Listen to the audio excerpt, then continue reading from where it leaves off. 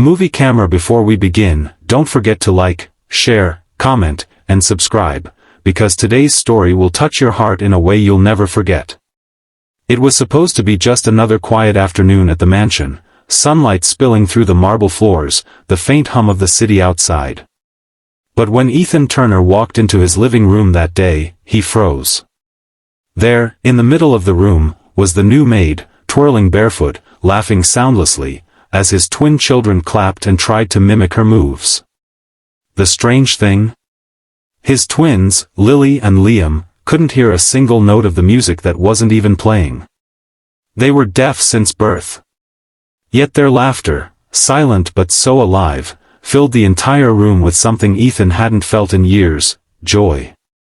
For a long moment, he stood there, hidden behind the half-open door, just watching. The maid, a young woman named Clara, moved with grace, her hands flowing in a rhythm only she seemed to feel. The twins mirrored her, their tiny fingers tracing shapes in the air, their smiles brighter than the sun. Ethan didn't understand what was happening, until Clara turned, noticed him, and froze mid-spin. Their eyes met. Hers, full of fear. His, full of confusion. The music of the moment stopped, replaced by awkward silence. Ethan, once a successful architect, had lost his wife 3 years ago in a car accident. Since then, the mansion had become a shell, quiet, lifeless, filled only with the echoes of his grief and the soft whispers of his children who couldn't speak. He had hired maids before, but none had lasted more than a week. The twins were different. Hard to manage. Hard to reach. But Clara, something about her was different too. That night, he couldn't sleep. The image of her dancing, and the twins laughing, replayed again and again in his mind. He wasn't angry, but confused. The next morning, he decided to ask her about it. When he found her in the kitchen, she immediately began to apologize. "Sir, I'm so sorry. I didn't mean to." But Ethan raised his hand gently. "What were you doing yesterday, with them?" She hesitated. "I was teaching them how to feel the music." He frowned. "Feel it?" Clara smiled softly, pointing to her heart. "Sometimes sound doesn't have to be heard. You can feel rhythm through your body, your heartbeat, your breath. I used to teach dance to children like them, before," her voice cracked a little. "Before I lost my own little sister." Ethan felt something shift inside him. For months, he had tried to communicate with his kids through expensive therapists and cold learning apps. But in a single afternoon, this young maid had reached them, not through hearing or words, but through feeling.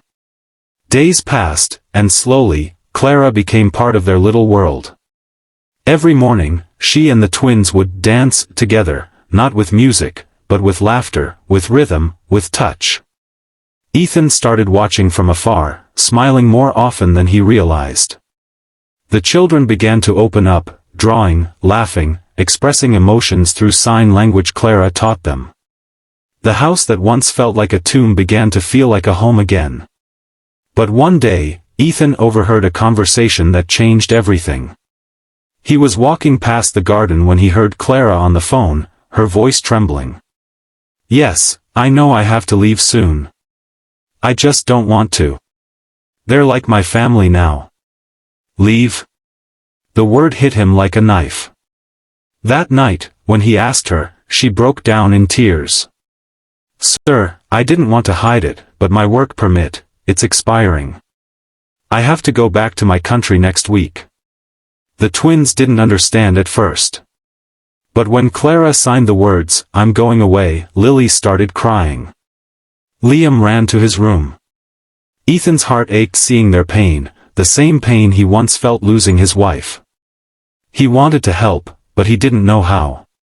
He couldn't just ask her to stay illegally.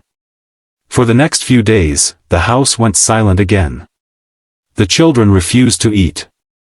Clara packed her small bag quietly, her eyes heavy with sadness. On the last evening, as the sun dipped behind the hills, Clara took the twins to the living room one last time. She placed their hands over her chest and signed, "Always feel. Never forget." The twins nodded, tears streaming down their faces. Ethan stood at the doorway again, just like the first day. But this time, he didn't hide.